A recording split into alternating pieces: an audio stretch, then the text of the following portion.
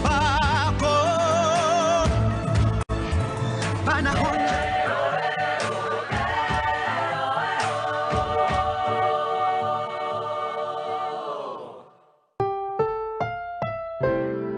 Ang susunod na programa ay rated PG. Ito ay nangangailangan ng patnubay at gabay ng magulang para sa mga batang manonood.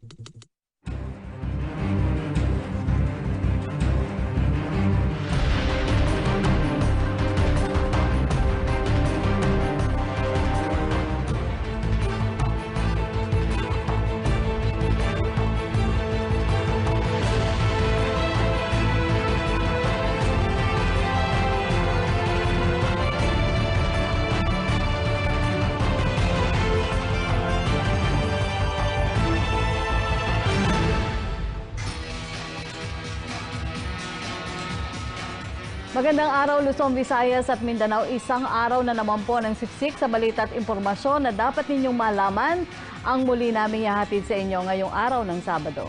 Kaisa pa rin ang mga opisyal ng pamahalaan, bibigyan po natin ng kasagutan ng mga katanungan ng ating mga kababayan patungkol sa ating kinakarap na COVID-19 pandemic. Sa ngalan po ni Secretary Martin Andanar, ako po si Aljo Bendito. Mula naman po sa PCOO, ako po si Undersecretary Rocky Ignacio at ito ang public briefing #LagingHandaPH.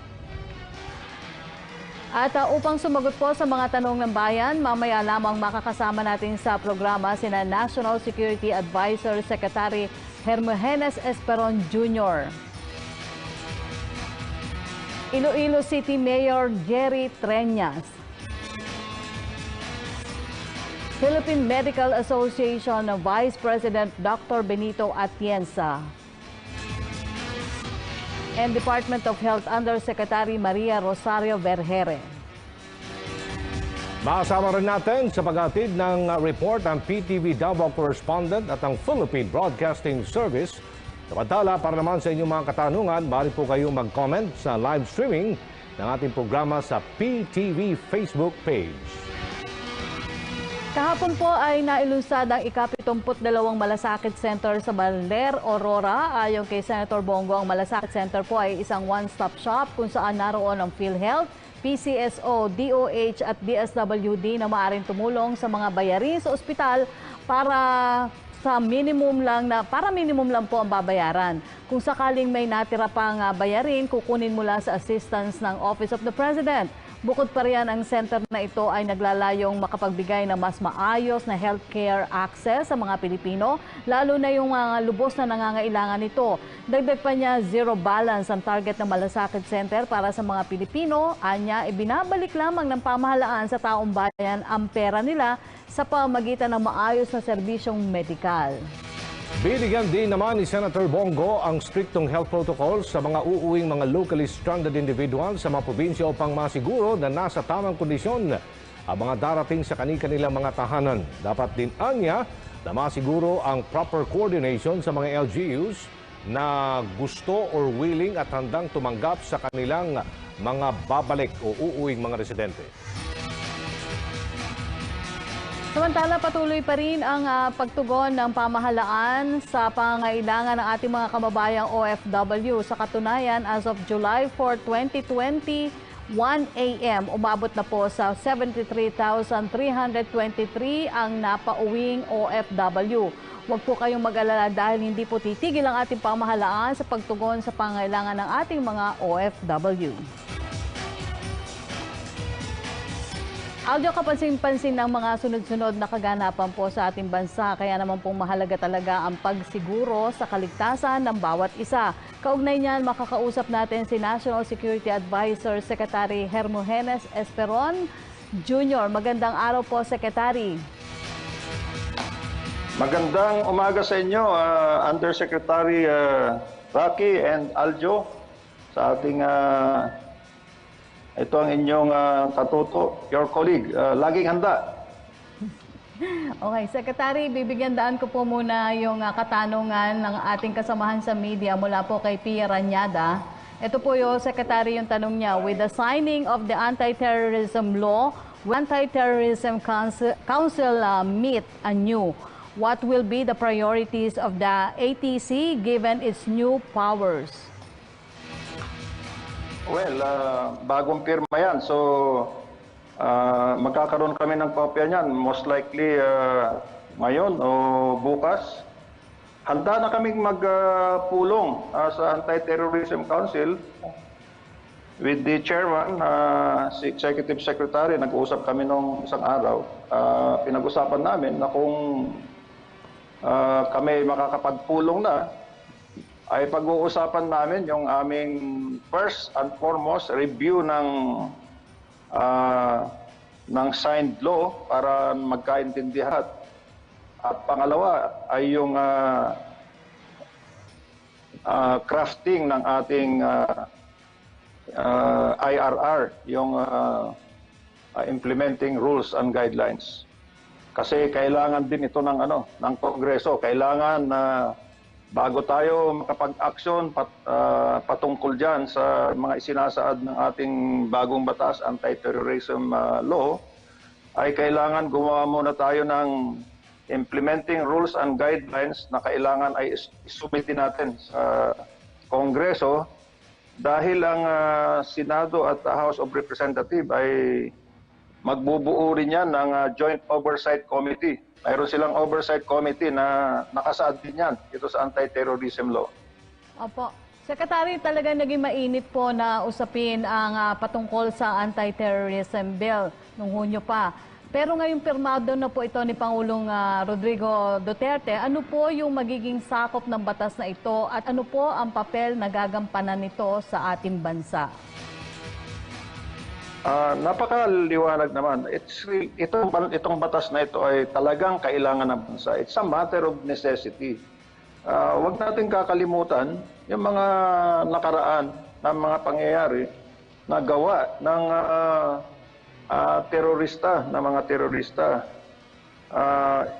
Unang-una sa lahat ay makita nyo naman ang ating Pangulo, Rodrigo Roa Duterte, ay talagang yung kanyang resolve na masulbar itong terrorism. Dahil siya mismo bilang dating mayor ng Davao ay nakita naman niya na ang kanyang mga constituents ay nabahala din at naranasan ang karahasan ng terorismo. Huwag nating kalimutan yung bombing of the Davao International Airport in 2003. Binomba din yung Davao Cathedral, St. Peter's. Binomba din yung Sasa Wharf. At kailan lang, nung September 2016 ay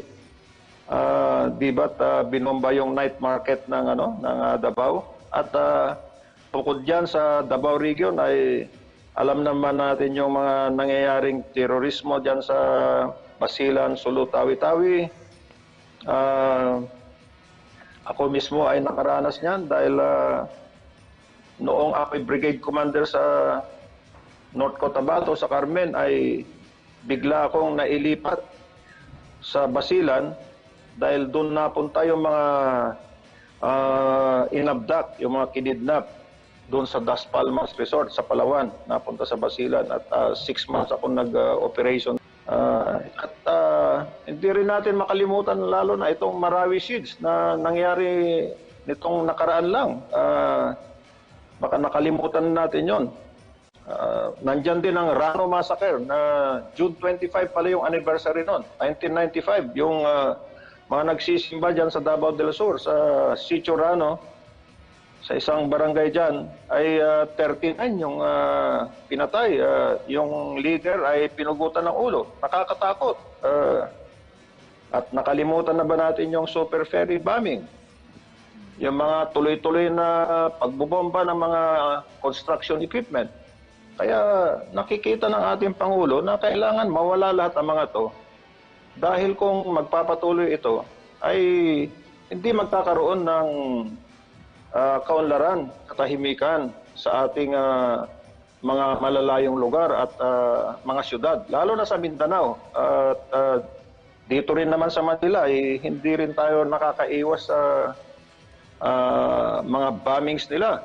Maalala ba ninyo yung balak nila noon na sana i-assassinate, papatayin pa sana ang Santo Papa nung pumunta dito, si Pope John Paul.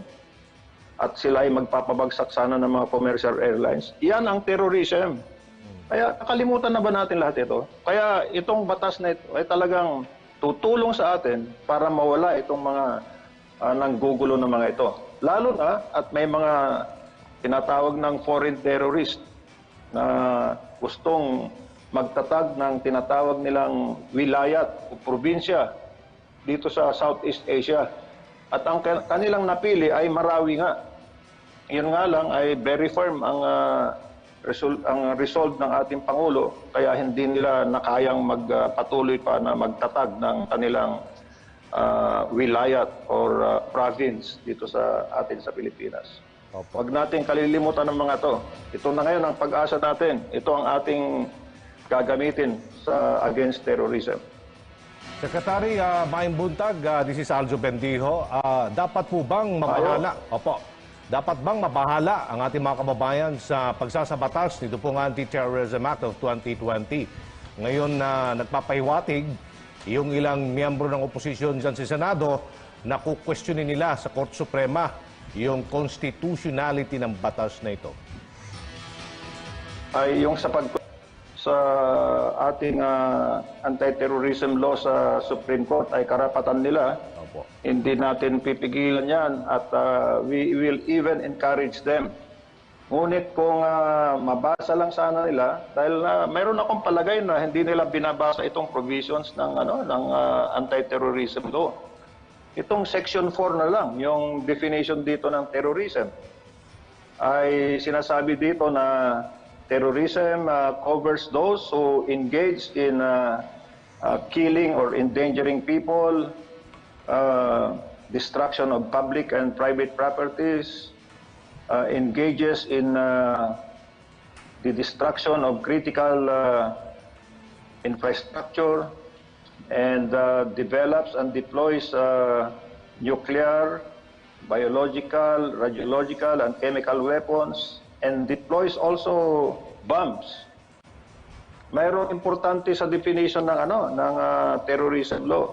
When the purpose of such act, sabi nga, kung ang pakay nito by its nature and context is to intimidate the general public or a segment thereof, create an atmosphere of or spread a message of fear, provoke or influence by intimidation the government or any international organization, or seriously destabilize or destroy the fundamental political, economic, and social structures of the country, or create a public emergency, or seriously undermine public safety, provided, sabi dito sa Section 4 mismo, nandito na kaagad, provided that terrorism as defined in this section shall not include,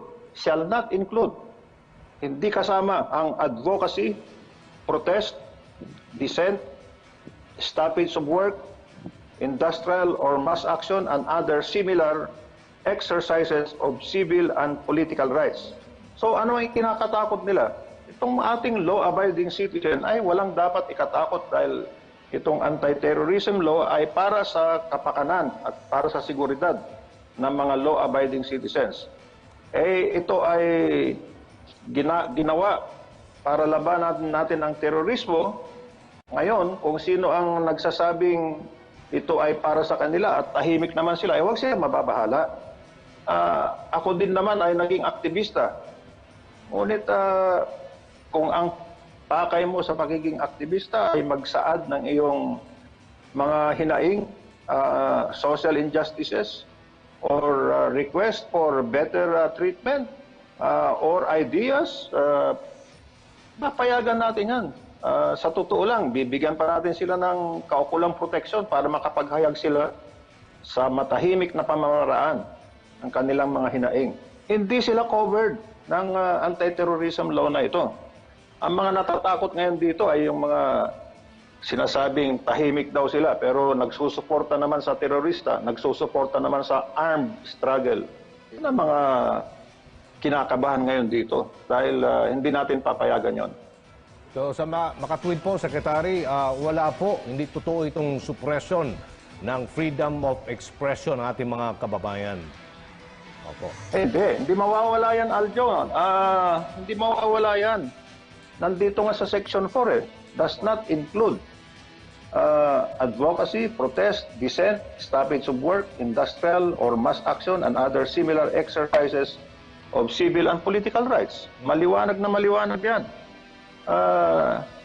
Ang ating tinutukoy dito ay mga terorista.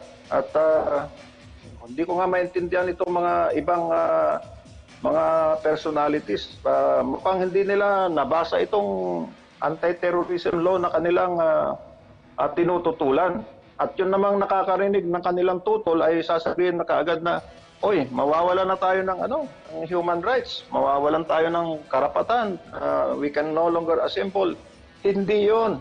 We will even guarantee that you will have that right and we will protect you to have that right, provided you assemble peacefully and express your position peacefully. Wala tayong problema doon. Maski na magdamag kayo dyan, isang linggo kayo dyan na magprotesta, basta tahimik lang, hindi kayo nanggugulo. Opo. Secretary, paano po natin malalaman na terorista ang isang tao? Kasama ba ang social media sa pwedeng pagbasehan? Maaari. Ganito kasi ang magiging sistema dyan, Aljo. Unang-una, hindi kaagad ay manghuhuli tayo dahil mayroon ng Anti-Terrorism Act, Anti-Terrorism Law. Unang gagawin natin ay titignan natin kung ano yung mga nandun na sa listahan ng United Nations Security Council. Tayo ay sumusunod sa mga natuklasan na ng United Nations Security Council at yung bagong opisina ng United Nations Office for Counterterrorism. Kung may mga organisasyon doon at may mga pangalan na alam na nilang terorista, ay ilalagay na natin sa ating listahan yon. Yun ang tinatawag na designation of terrorist in accordance with the resolutions of the National Security Council, primarily resolution number 1373. Ang susunod doon ay tayo naman ay pupunta sa Court of Appeals. Sa pamamagitan ito ng Anti-Terrorism Council, ngunit ang dudulog at pupunta sa Court of Appeals ay ang Secretary of Justice. Magbibigay doon ng petition upang sabihin natin yung mga organisasyon, mga personalities na sa palagay natin ay nabibilang sa mga organisasyon at mga tao na maaring mag-commit o maaring magsagawa nito mga tinatawag na offenses under terrorism. Pero wag natin kalimutan na yung kanilang gagawin ay hindi ordinaryong pagpatay, kundi or pagsira ng mga properties, kundi when the purpose of such act by its nature is to intimidate the general public or cause disorder. Tayo sa Court of Appeals niyan. Pagkatapos na mabigyan, pagsampa natin ng ating petition, ay magkakaroon muna ng preliminary approval ang korte para sa proscription. At ipagpapatuloy, magkakaroon ng mga hearings at hindi lalagpas sa 6 months, 6 na buwan. Didesisyonan kung ito ang organisasyon na ito, mga taong ito ay may tuturing nating terorista. Pagkatapos ng proscription ay magkakaroon naman ng surveillance. Surveillance, ngunit hindi basta-basta kung sino-sino magsusurveillance dahil may permit Court of Appeals. Mag-a-apply ka din doon na magsusurveillance ka ng up to 60 days or extendable by 30 days. So magkaroon ng surveillance. Pagkatapos noon, doon ka na manghuhuli. At sino ang mga manghuhuli? Kailangan ding bigyan mo ng written authority itong mga taong manghuhuli. Kailangan magkaroon sila ng training kasi hindi naman kung sino-sino na lang ang pwedeng manghuli dyan. Iba yung sinasabi nating arrest, warrantless arrest, even civilians could do it. Even ordinary soldiers and ordinary police can do it. Pero iba naman itong anti-terrorism. Kailangan mayroon kang written designation to arrest terrorist. Because this is a very technical job. Hindi basta-bastang kung sino-sino na lang ang mag-aresto. At yun, tuloy-tuloy na. Pag mayroon kang nahuli, i-report mo sa korte, i-report mo sa sa Human Rights Commission. Opo. Pagkatapos noon ay tuloy-tuloy na ang trial. Ganon, napaka-orderly. Opo. Napaka-orderly. Nandito lahat sa provisions yan ng Anti-Terrorism Act. Opo. Pero Secretary, ano po yung sanction na ipapataw dun sa mapapatunayang sangkot sa ganitong uri ng terorismo? Nasaan dito na ang parusa sa terrorism ay life imprisonment. Life imprisonment. Okay. Secretary. Yes. Opo. Kunin na po namin ang inyong mensahe sa ating mga kababayan matapos nga po malagdaan ni Pangulong Duterte itong Anti-Terrorism Act. Kami sa security sector ay talagang nagpapasalamat sa ating Pangulo dahil tinupad niya ang kanyang pangako na bibigyan niya ng solusyon ang mga kaguluhan, hindi lang sa Mindanao, kundi maaring sa buong Pilipinas na dulot ng terorismo. At pinag-aralan niyang mabuti yung naibigay sa kanya ng Kongreso na panukalang batas. At kami nagpapasalamat na napirmahan niya na to. At ito'y ipapatupad namin ayon sa mga nakalagay, nakasaad na provisions ng Anti-Terrorism Act. Mag-iingat kami. Mayroong mga nakalagay dyan na safeguards. Kasi kung hindi naman kami mag-iingat, ay makukulong kami ng 10 to 12 years. Kaya mag-iingat tayo kasi alam naman natin na hindi basta-basta na lang natin gagawin ay manghuli ng manghuli dahil mayroon tayong proseso na dadaanan dito. Magpapasalamat na rin tayo sa ating mga mambabatas. Lalo na ang Senate President at ang Speaker of the House at ang mga membro ng National Defense and Security Committees ng both houses as well as the Peace and Order committees at ang mga senador na sumuporta. Ang alam ko dito ay dalawa lang ang hindi pumirma doon sa mga senador at kung aking pang maalala ay napakarami ng pumirma na congressman at 35 lang ang nag-object out of about 300. Okay. Maraming... At makakaasa kayo na gagamitin natin itong batas na ito para sa kaligtasan ng sambayanan. At ako'y naniniwala na this Anti-Terrorism Act will bring about a culture of security that is based on legality, based on orderliness, and based on due regard for human life and human rights. Okay, maraming salamat po sa inyong panahon, Secretary Hermogenes Esperon Jr. Maraming salamat, Yusek, Rocky, and Aljo. Salamat po. Samantala, upang alamin ang mga kaganapan sa probinsya ng Iloilo, makakausap po natin si Mayor Jerry Treñas. Magandang araw po, Mayor. Good morning, Yusek, Rocky, and Aljo. Opo, Mayor, yung pong probinsya ng Iloilo ay isa po sa mga lugar na nauna nang isinailalim sa Modified General Community Quarantine noong Hunyo. Pero nakakalungkot pong malaman na isang baryo po sa Iloilo muling isinailalim sa Enhanced Community Quarantine dahil daw po sa pagtaas ng bilang ng mga tinamaan ng virus. Ano na po yung nakikita niyong dahilan nito? You must be referring to one of the municipalities in the province of Iloilo, Alimudjan. No?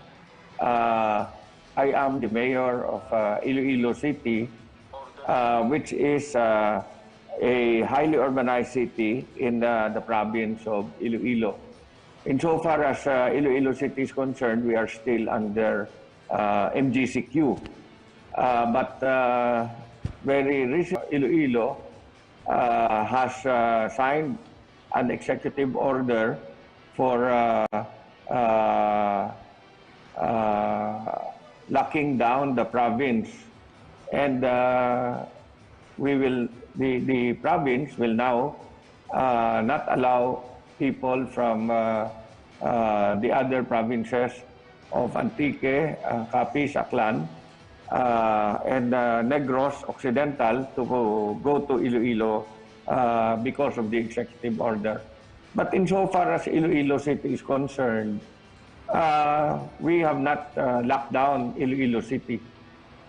Insofar as I am concerned, I believe the virus will stay with us for some time. There will always be times when people will be positive. We only have to live with this. We are up with certain protocols. Otherwise, if we cannot proceed to start to revive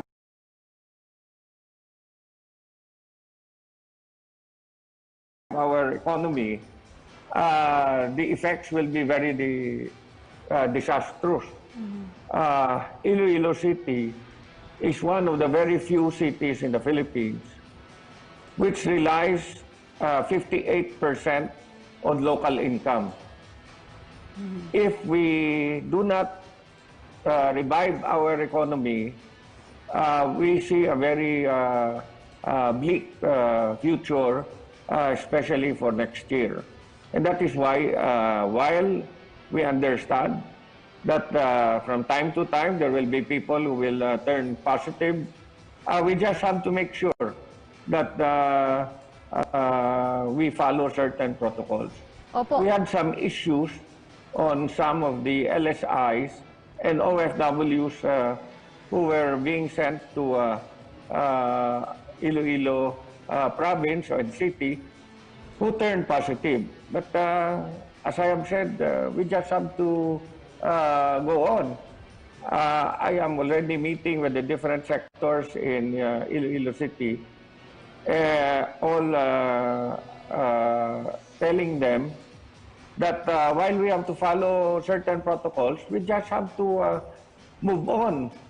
We cannot remain in this state forever.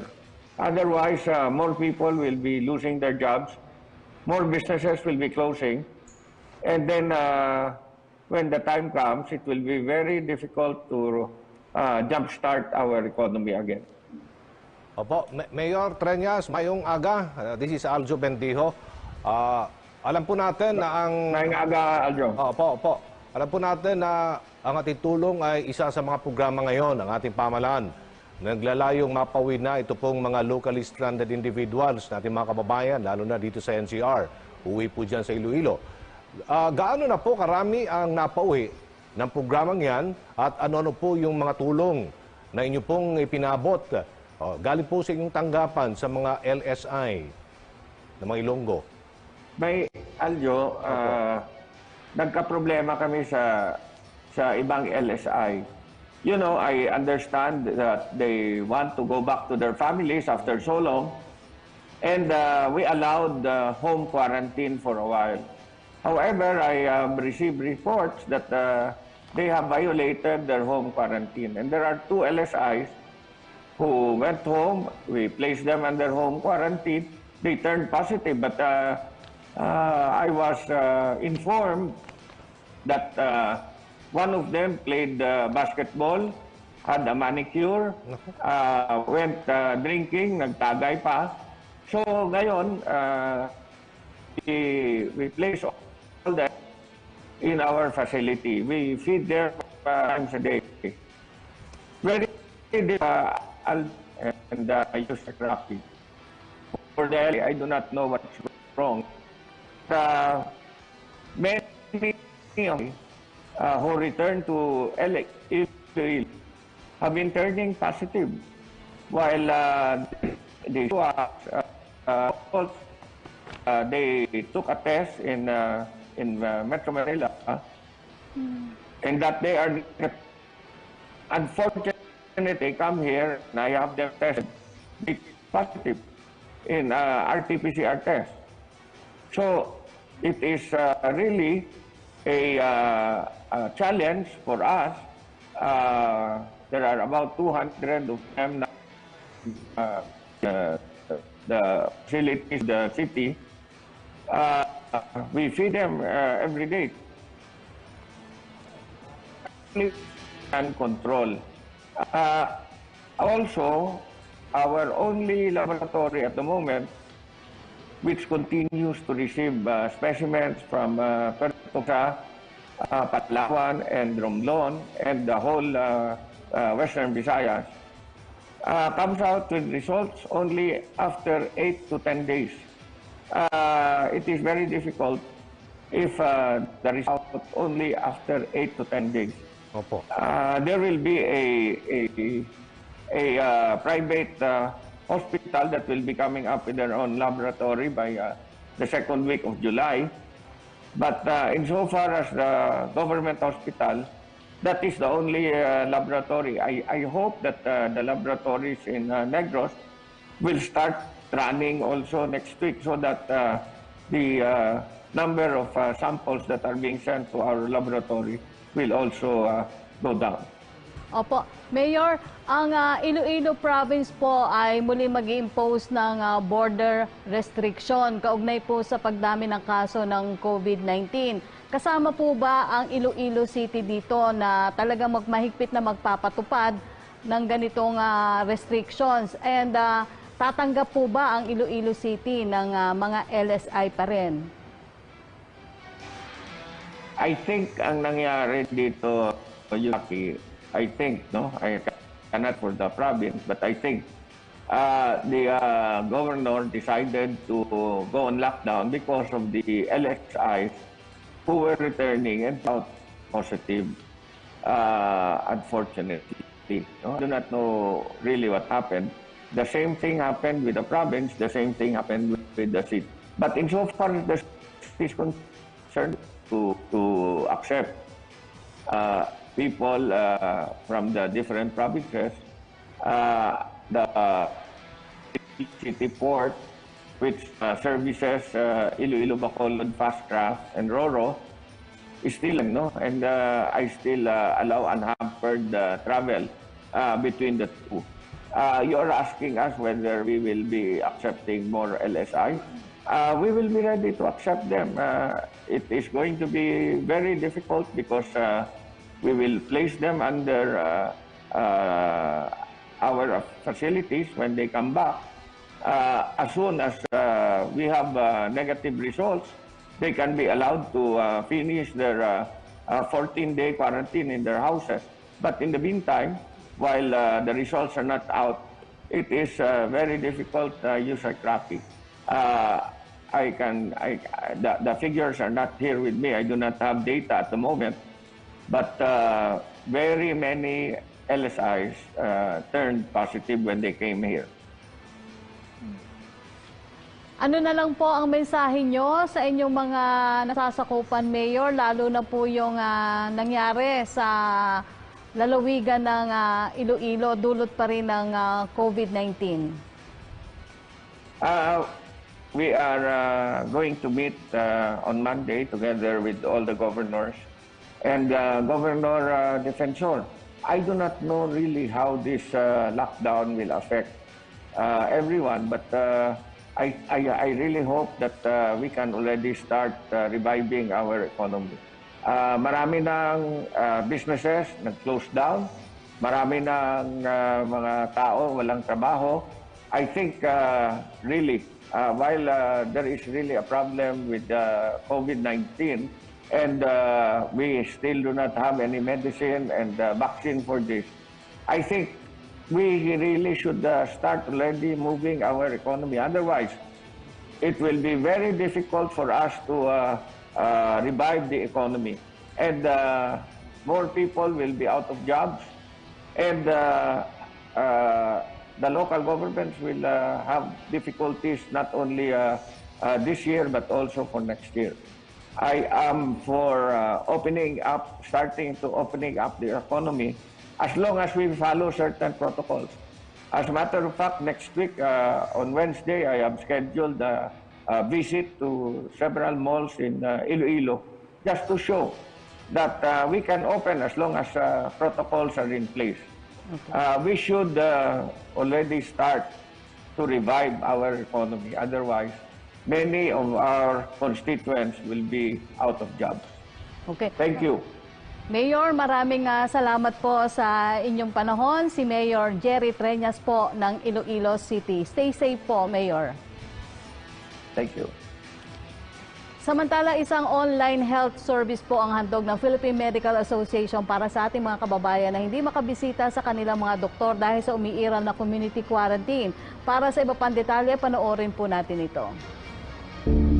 Ang kalusugan ay isang kayamanan na higit pa sa pera, kung kaya naman dapat itong pangalagaan. Pero sa panahon ngayon na kahihirap lumabas ng bahay, bumiyahe at magpakonsulta sa isang espesyalista, paano na lamang ang ating kalusugan? Kaya naman nagtalaga ang Philippine Medical Association ng isang virtual consultation na tinatawag na DocPH. Kung may mga problema pa rin kayo, pumunta po kayo sa DocPH para matulungan pa kayo ng mga doktor natin na libre ang konsultasyon. At kung may kailangan ng espesyalista, may mga espesyalista po kami doon, i-refer po kayo sa espesyalista na kailangan. Meron pa kaming OB-GYN, meron po kaming pediatrician katulad ko, at meron din pong mga ibang mga espesyalista tulad ng internal medicine, orthopedics. Kami po ay binubuo ng Philippine Medical Association. Meron po kaming 30 active na doktor po doon. Tapos, meron kami mga membro ng Beta Sigma Fraternity ng FEO, mga doktor po sila. Meron po rin tayong mga doktor from iba pong country na doon po nag-work at sila po ay sila sumasagot sa kung saan mayroong mga Pilipino. 75% po dito ay ang tawag ay galing Luzon, 75%, 15% galing Visayas, 7% galing Mindanao, and 3% from overseas. Kaya po ang mga taga-Italy o ang mga Pilipino po sila nakakakonsulta. Usually kahit gabi po may natatanggap kami. Hindi lang po naman sinabing frontliners ay po yung nasa battlefield. Kami po yung reserve, yung hindi nakikita ng mga tao na na tumutulong sa atin. Ito po yung pagkakataon namin na tumulong sa ating mga kababayan. Kaya ang payo namin sa inyo, sumunod sa mga regulasyon at importante po yung magmamas po tayo. Tumulong po tayo. Hindi po kami ang frontliners talaga. Ang frontliners po ay ang taong bayan. Sila po dapat ang nangunguna sa social distancing. Bukas ang DocPH mula alas 9 ng umaga hanggang alas 9 ng gabi. Pumunta lamang sa Facebook page ng DocPH at i-click ang link. Tulong-tulong tayong lahat para sa ikabubuti ng ating bayan.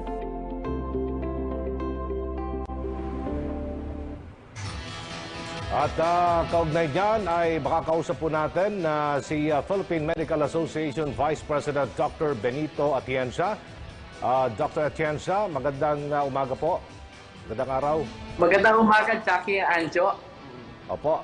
Actually, nandito ako ngayon sa Philippine Medical Association compound sa North EDSA, Quezon City, tabi ng SM.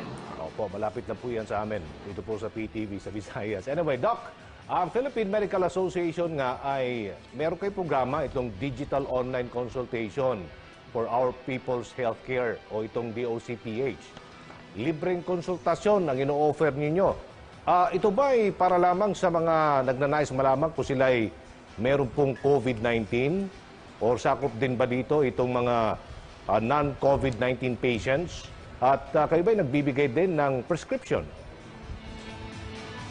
Actually, nag-start ang natin, ang ating programa noong April kasi sinabi ng Department of Health na pwede na tayo mag-telekonsulta. Ang telekonsulta ito ay sa pamamaraan ng isang sistema na ang mga pasyente, bakit tayo may telekonsulta? Para mabawasan ang mga pasyente pumupunta sa emergency room at hindi naman kailangan na direct makita ng doktor. Sila ay pwedeng humingi ng prescription. Ginagawa namin sila at pwedeng magkonsulta. Sa tanong mo na kung pwedeng magkonsulta sa COVID, ang aming sistema ay ganito. I-click nila yung DocPH at pagka nag-register na sila, meron silang mga questions, mga sasagutan na 12 questions tungkol doon sa nararamdaman nila, kung taga-saan sila. Then, yung 3 tanong sa pahuli ay tungkol sa COVID, kung may sipon, may ubo, may lagnat.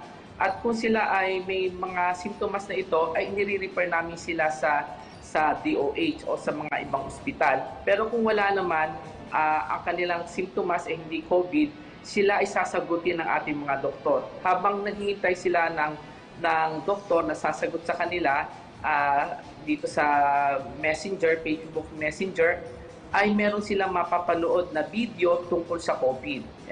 May information. Tapos, pag napanood nila yon, may mga doktor na sasagot sa kanila. At sila ay bibigyan ng payo, mag-uusap sila, either sa Messenger o kaya sasagutin sa Messenger.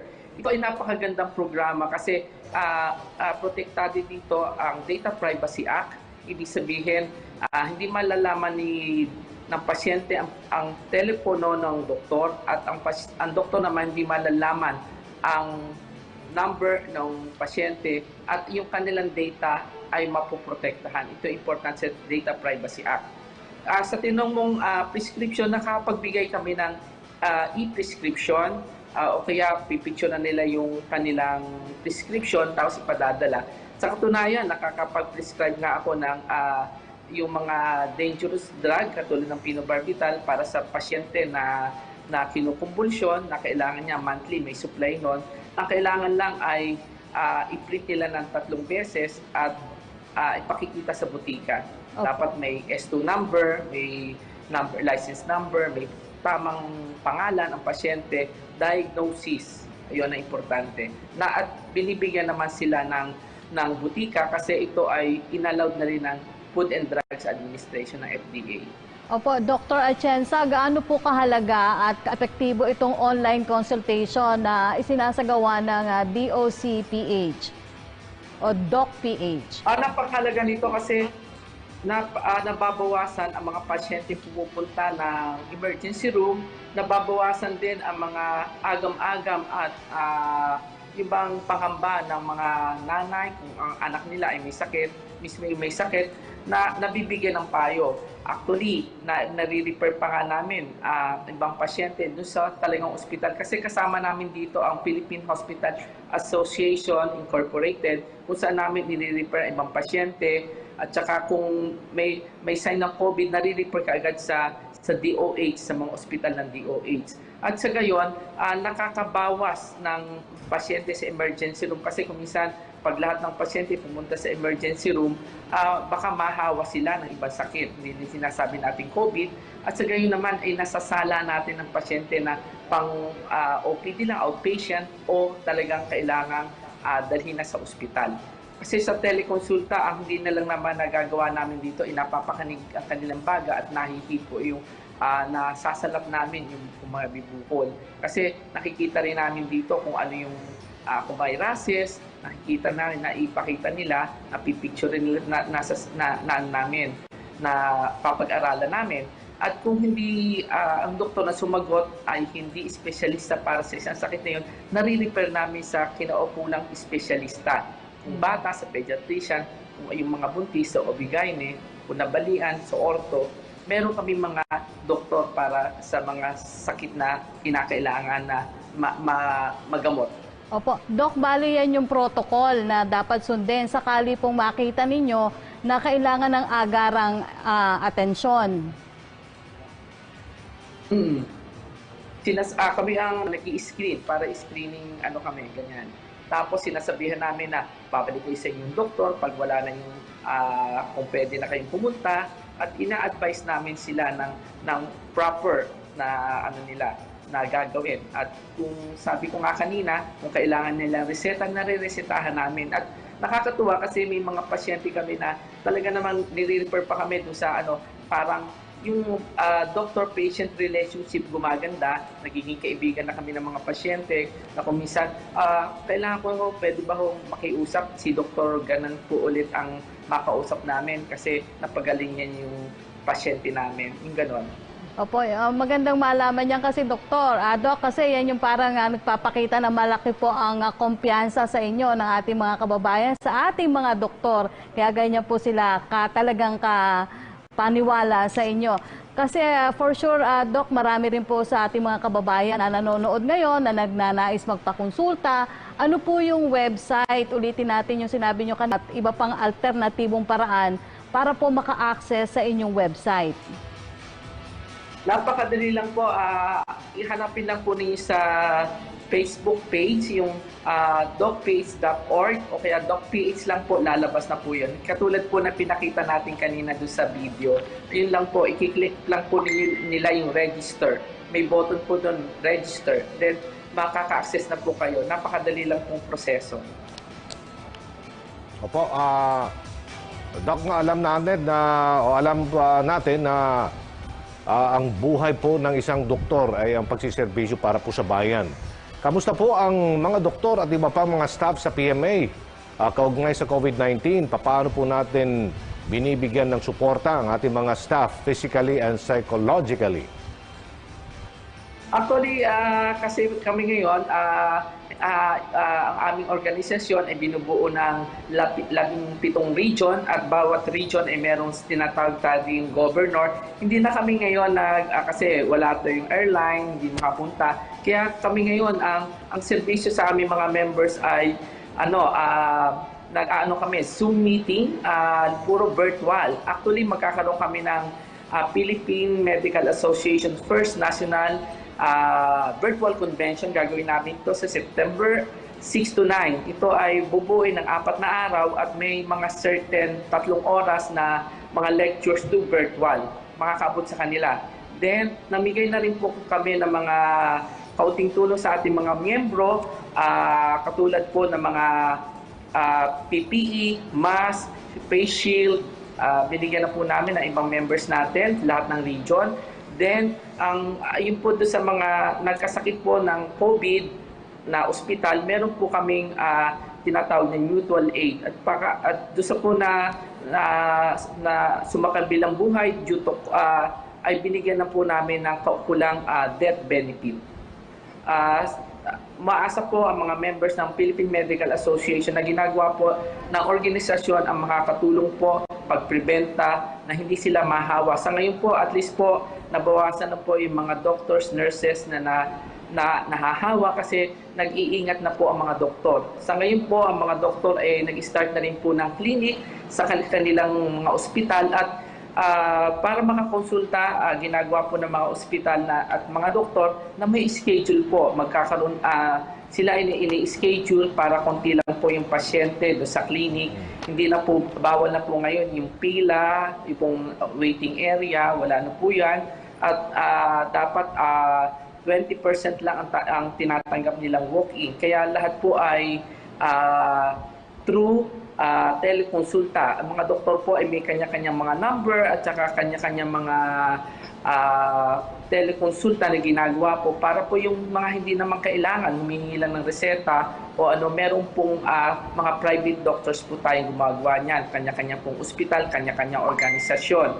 Then, sa pagdating po nila sa clinic, makikita po ninyo na ang doktor doon, ang secretary ay naka-full PPE, ibig sabihin po naka-bunny suit or gown, naka-face shield, may mask po para mapreventahan po na makahawa o mahawa po ang doktor at saka ang pasyente. Huwag po sila mag-expect na bukas ang aircon, sarado po yung aircon nila kasi may purifier doon, kung minsan may HEPA filter para maprotektahan po ang pasyente. At saka inaasahan po namin na ang mga pasyente po, isa lang ang kasama sa pagpasok sa clinic, lalo ang bata, isa lang po.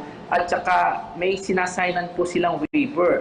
na 10 sila nanggaling, hindi sila nanggaling sa abroad, o kaya kung saan nanggaling na area, kung meron silang ubo, sipon, may lagnat, yan po ay dinideclare na po ng mga pasyente. Bakit po ginagawa ito? Para po sa contact tracing. Opo. Yan po, maingat na po yung mga doktor, maingat na rin yung mga pasyente. Opo, maraming salamat. Kaya lahat po ng pasyente, inaasahan natin pong pagpumunta po sa kanilang mga doktor, nakamask din po sila. Yung mga kasama nakamask din. Then, proper distancing po, dapat po ay 2 meters ang layo ng bawat isa. At unang-una po, hindi na po pinapayagan nga yung waiting area dun sa labas ng clinic. Meron pong certain na area at importante po yung contact tracing, may sasignin po silang waiver at idideklara nila ang kalusugan nila. Opo, thank you po. Maraming salamat, Dr. Atienza. Mabuhay po kayo. Thank you, Red. Samantala, dumako naman tayo sa update kaugnay sa COVID-19 cases sa buong bansa. Base sa tala ng Department of Health, as of July 3, 2020, umabot na sa 40,336 ang total number ng confirmed cases. 1,280 ang kabuang bilang ng mga nasawi. Pero patuloy naman po ang pagdami ng mga nakaka-recover na umakyat na po sa 11,073. Nitong mga nakalipas na araw, napansin din ang sunod-sunod na pagtaas ang bilang ng mga naitatalang kaso ng COVID-19. Makikita sa inyong mga TV screens ngayon. Samantala kahapon, naitala ang pinakamalaking bilang ng kaso ng COVID-19 sa isang araw. Tumaas ito ng halos 400 kung ikukumpara sa datos noong June 23 na 10 araw lamang ang nakalipas. Kaya naman po hindi kami magsasawang ipaalala na panatilihin ang physical distancing, tamang pagsuot ng face mask at palagi ang paghuhugas ng kamay. Tandaan, ang pagsunod at pakikiisa sa ipinatutupad na guidelines ng pamahalaan ay malaking gampanin na dapat sundin ng bawat isa. Bahay muna, buhay muna. Kaugnay niyan, makakausap natin si DOH Undersecretary Maria Rosario Vergeire para alamin ang iba pang update tungkol po sa COVID-19. Yusek Vergeire, magandang araw po.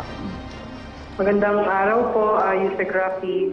Opo, Yusek, kasama natin si Aljo Bendijo ngayong araw na ito. Yusek, ang DOH po ay hindi pumapalya sa pag-update dun sa taong bayan tungkol dun sa kaso ng COVID-19 sa bansa. Tuloy-tuloy pa rin po ang inyong pagbibigay impormasyon. At nakikita nyo na po ba talaga ang sitwasyon ng bansa sa nangyayaring patuloy na pagtaas ng bilang ng kaso ng virus sa Pilipinas? Hindi po ba dapat mabahala ang ating mga kababayan, lalo na po ngayon na marami na rin lugar ang nailalagay sa mas mababang community quarantine? Yes, Yusek, no? Ito po ang lagi nating pinapaalala sa ating mga kababayan. Bagamat nakikita na ho natin ang pagbukas ng iba't ibang sektor sa ating bansa, kailangan lang ho natin talagang ipagpatuloy ang pagiging vigilant, ang pagsunod sa mga pamantayan na binibigay ng ating government about our non-pharmaceutical interventions katulad ng physical distancing, wearing of mask, laging paghuhugas ng kamay. Gusto ko lang hong ipaliwanag, Yusek Rafi, kung pwede nyo akong bigyan ng pagkakataon na yun hong ating numero kahapon, 1,531 at sabi nga pinakamataas so far. Pero kailangan ho nating balikan the day previous to this. Nagpaliwanag ho kami na nagbago ho kami ng oras para mag-extract ng data. Kaya po nung previous to yesterday, meron lang ho tayong 294 na naitala. Ito po ay sa kadahilan ng umikli po yung oras kasi po inilipat namin from 5 p.m. namin dati ini-extract lahat ng data, ginawa po namin alas 12 ng tanghali. So yun pong previous day na nakakuha tayo ng 294, this was because shortened ang time to get data. So kaya kahapon po, yung ibang hindi natin nakuhang datos ay naipasok dito sa talaan natin kahapon. Kaya po talagang 1,531 ang nakuha natin. So hindi po ibig sabihin ay talagang tumataas talaga ang kaso. So naging malinaw naman po yung Yusek Vergeire.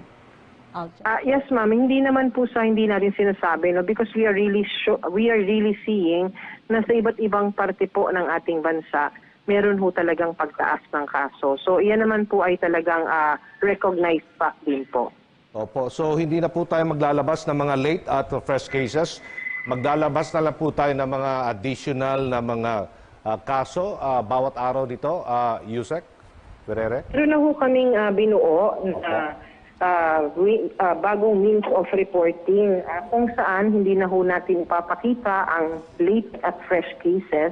Opo. Ang ipapakita na lang ho natin yung additional na mga kaso na pumapasok. Pero magpapakita ho kami ng graph kung saan yung epidemiologic graph na yon, makikita po doon kung ano po yung mga pumasok talaga within the past 3 days na mga kaso based on onset of illness.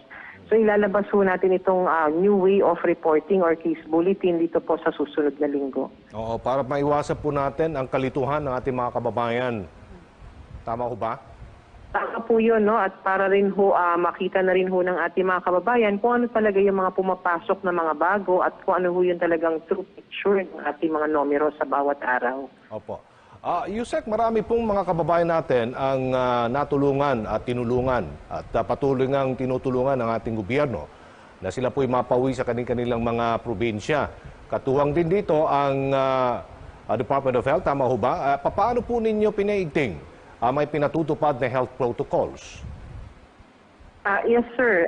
Simulat sa pool naman po, meron na tayo talagang protocol for those traveling from one place to another. Unang-una po, meron ho tayong protocol for testing, may protocol for quarantine, and pagdating naman ho nila doon sa kanila mga hometown or home provinces, meron hong sariling protocol ang ating local government units.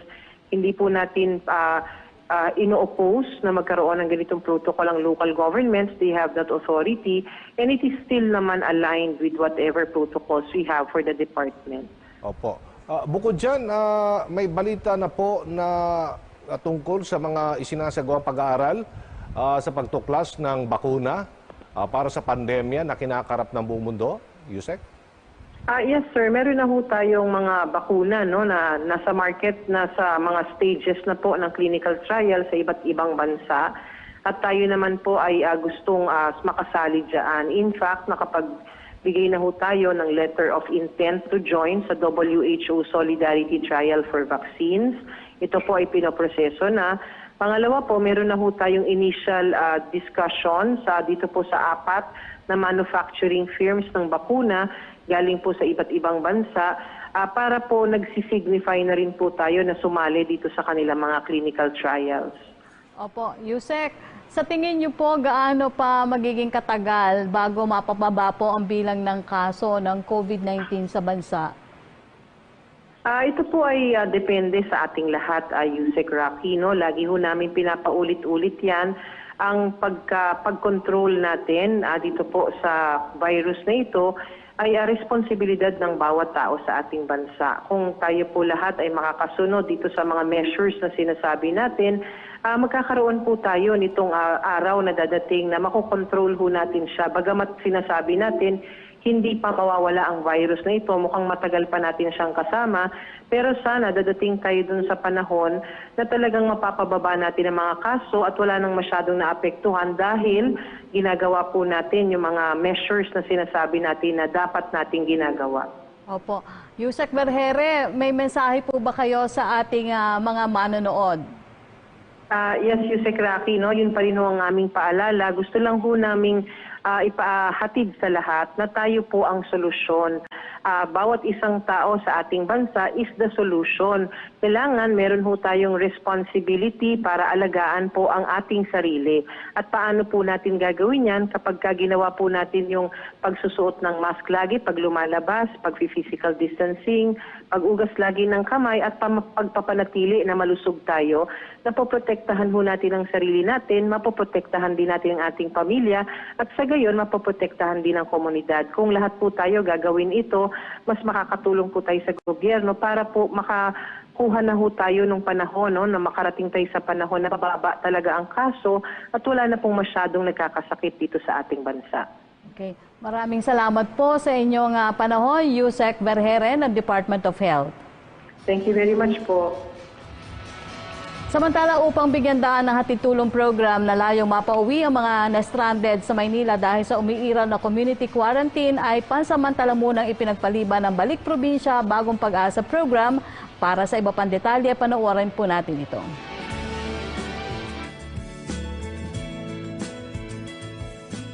Upang mabigyan ng pangmatagalang tulong ang ating mga kababayang nais magbalik probinsya at makapagsimulang muli, pinagtibay ni Pangulong Duterte ang Executive Order No. 114 o ang Balik Probinsya Bagong Pag-asa Program.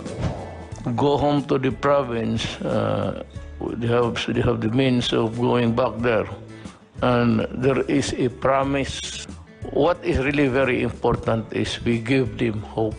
Na-issue rin po kahapon ng ating Presidente ang Executive Order No. 114. Ito po ay yung sa Balik Probinsya Bagong Pag-asa Program as a pillar of balanced regional development. Noong ika-20 ng Mayo, ang programa ay matagumpay na nakapagpauwi na ng mahigit 100 residente pabalik ng Leyte na inaasahang darami pa. At dahil nais agarang tugunan ang mga pangangailangan ng ating mga stranded na ipinagpaliban muna ang rollout ng Balik Probinsya Bagong Pag-asa Program upang ihandog ng ating pamahalaan ang hatid tulong. I decided as a matter of strategy na isuspend muna ang ating rollouts for the Balik Probinsya Bagong Pag-asa to give way. Unahin natin kasi this was a very clear instruction from the President. Unahin, pauwiin na ang ating mga kababayan na stranded dito sa Maynila. And pagdating ng panahon na tapos na itong mga problema ng stranded, the Balik Probinsya will now take the second phase already in the succeeding rollouts and simultaneous rollouts to all of the provinces of their choice. Pilipino to kababayan natin. Tanggapin ninyo and provide for sequestration houses if you want. Yung doon sila i-quarantine. Pero hati-hati tayo sa problema. Total, hindi naman kami nagkulang. Whatever you need, we provide. At kawawa naman. Tulungan ninyo yung mga Pilipino. Sa puntong ito, dumako tayo sa pinakahuling mga balita mula sa iba't ibang lalawigan sa buong kapuluan. Baka kasama natin si Aaron Bayato mula sa Philippine Broadcasting Service. Thank you, Aljo and Yusek Rocky. Magandang tanghali po sa inyong lahat. Moving on to stories for today, dito po sa hashtag COVID-19 PH Radio sa Radyo Pilipinas. Mahigit 100 magsasaka at 10 MSMEs na tulungan ng Walang Sayang Project na initiative ng DTI RO2 ngayong COVID-19 pandemic. Let's hear more details from Florence Tarsina. COVID Radio. Hashtag Laging Handa Radyo Pilipinas Special Coverage. Nasa 1,705 individual farmers at 10 micro, small and medium enterprises o MSME sa Rehiyon 2 ang natulungan ng Department of Trade and Industry o DTI Region 2 dahil sa kanilang Walang Sayang Project. Ipinaliwanag ni DTI Region 2 Senior Trade and Industry Development Specialist Rachel Takazon na ito ay nagumpisa noong may tone-toneladang kamatis ang itinapon lamang sa gilid ng kalsada sa probinsya ng Nueva Vizcaya dahil hindi may benta bunsod ng COVID-19 outbreak. Sa ngayon ay nakakatulong na ito sa mga magsasaka at MSME kung saan lahat ng gulay ay iniugnay na sa mga farmer cooperatives at supermarket sa lungsod ng Maynila. Dagdag pa rito, maging ang overripe na gulay ay may bebenta rin upang maging raw materials.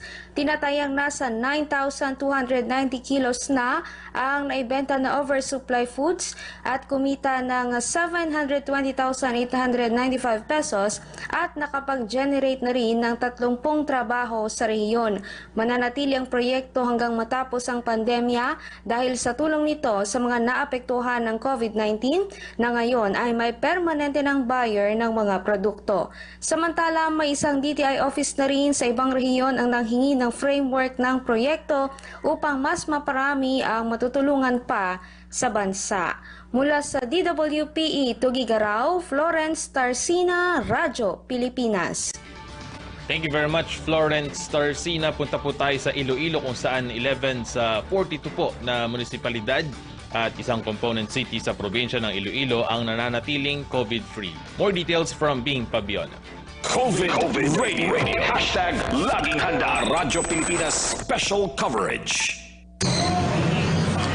May 11 sa 42 munisipalidad at isang component city sa probinsya ng Iloilo ang nananatiling COVID-free at 32 ang may positibo na kaso na naka-quarantine ngayon sa mga hotel sa lungsod ng Iloilo o nasa isolation facilities sa mga bayan. Ito ay base sa report ng Department of Health Western Visayas as of July 3, 2020. May mga bayan na nakatag na mayroong COVID-19 positive patients, ngunit ang mga pasyente ay naka-quarantine sa lungsod ng Iloilo at hindi nakabalik o nakauwi sa kanilang mga bayan. Ayon kay Mayor Raul Banyas ng Concepcion na isang doktor, ang mahigpit na pagpatupad ng border restrictions, pagsuot ng face mask, physical distancing at palaging paghugas ng kamay ay nakatulong ng malaki upang maprotektahan sa loob ng 4 na buwan ang kanilang bayan na kabilang sa 11 munisipalidad na COVID-free. Hinikayat ni Mayor Banyas ang lahat na maging vigilante at i-report kaagad ang mga pasaway sa mga barangay. Muli namang ipinatupad ni Iloilo Governor Arthur Defensor Jr. umpisa July 1 ang paghihigpit sa travel restrictions sa buong probinsya na nasa Modified General Community Quarantine na klasifikasyon. Ang muling paglagay ng border restrictions ay upang basan ang pagpasok sa probinsya ng locally stranded individuals o sinuman na walang mga tamang dokumento na ipapakita sa mga otoridad. Mula sa Iloilo, Bing Pabiona para sa Radyo Pilipinas. At yan po ang kubuan ng ating mga balita dito sa hashtag COVID-19 PH Radio sa Radyo Pilipinas. Ako po si Aaron Bayato. Thanks for much for tuning in. Over to you, Yusek Rocky and Aljo. Thank you, Aaron Bayato ng Philippine Broadcasting Service, PBS.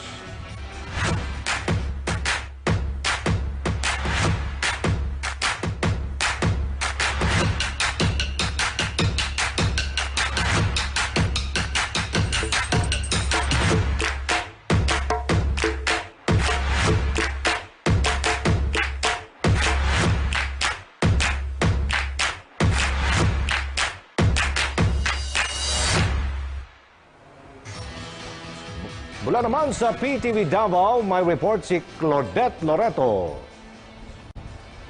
Claudette?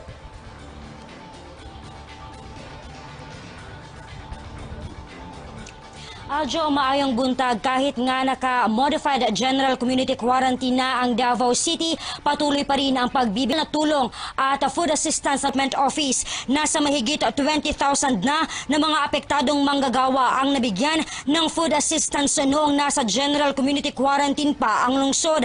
Ang mga manggagawa ay mula sa 700 non-essential establishments at 50 association. Sinimula na rin ang isa pang round ng rice subsidy noong unang araw ng Hulyo sa mga barangay frontliners gaya ng mga tanod, barangay nutrition scholar at barangay health workers. Samantala, kinumpirma naman ni Davao City Mayor Sara Duterte na 5 sa mga pasahero ng commercial flight na sumailalim sa libre at voluntaryong RT-PCR testing ng syudad ang nagpositibo sa COVID-19. Sa 5 ngang nagpositibo, 4 nito ang nagpatest noong June 29 at isa naman noong June 30. Kinumpirma rin ng mayor na mayroong 4 na mga pasahero ng commercial flight noong June 30 ang nagpositibo sa COVID-19. Dahil dito, binigyang diin ng mayor ang pagbabawal sa welcome at send-off ceremony sa mga pasahero sa Davao International Airport. Maaari lamang magdala ng isang assistant ang isang driver kung ang susunduin nito ay senior citizen, PWD o kung may dalang mga maliliit na bata. Sa COVID update naman po tayo as of July 3 nga, nadagdagan ng 14 ang COVID-19 sa Davao Region kung saan 8 ang mula sa Davao City at 6 naman sa Davao Oriental. Samantalang 7 naman ang nadagdag sa bilang ng mga nakarecover kung kaya't nasa 378 na ang total recoveries. Nananatili naman sa 33 ang bilang ng mga namatay. Aljo, sa ngayon nga ay patuloy pa rin ang babala ng lokal na pamahalaang gobyerno sa lahat ng mga nasasakupan nito na iwasan po muna ang pumunta sa mga identified COVID-19 hotspots at very high risk areas ng lungsod kung saan at samantala siniguro naman ng lokal na pamahalaang gobyerno na magiging tapat sila ukol sa COVID-19 updates kung saan hinihikayat din nila ang publiko na huwag maniwala sa mga impormasyon na nanggagaling o nagmula sa mga unverified sources. At Aljo, idadagdag ko na lang po na ngayon nga ang alauna ng hapon isasailalim na sa hard lockdown ang barangay 23-C Davao City. Ito ay kaugnay na rin sa patuloy na pagtaas ng COVID-19 sa naturang barangay. At ang barangay 23-C po ay isa rin sa mga identified COVID-19 hotspot areas o very high-risk areas ng lungsod. At yan po muna ang pinakahuling update mula rito sa Davao City. Claudette Loreto para sa Bayan. Salamat, Claudette Loreto.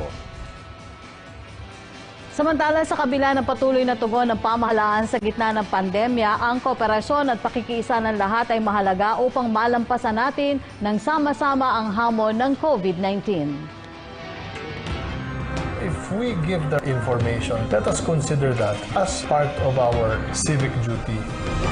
The fight against coronavirus is an arduous and protracted one, but this is a battle worth fighting and winning for. The fight against COVID-19 starts at your doorstep. At yan nga po ang mga balitang nakalap ngayong araw. Maraming salamat po sa mga naglaan ng kani-kanilang oras sa pagbibigay linaw sa mga impormasyon na mahalaga malaman ng ating mga kababayan. Ang public briefing ay hatid sa inyo ng iba't ibang sangay ng Presidential Communications Operations Office sa pagkikipagtulungan ng Department of Health at kaisa ng Kapisanan ng mga Broadcaster ng Pilipinas, KBP. Asahan ninyo ang aming patuloy na pagbibigay impormasyon kaugnay sa mga updates sa ating paglaban sa COVID-19 pandemic. Maraming salamat din sa Filipino Sign Language Access Team for COVID-19. At sa ngalan po ni Secretary Martin Andanar, ako po si Aljo Bendijo. Yusek, thank you. Salamat din sa iyo, Aljo. At mula po sa Presidential Communications Operations Office, ako po si Yusek Rocky Ignacio. Magkita-kita po tayo muli sa Lunes dito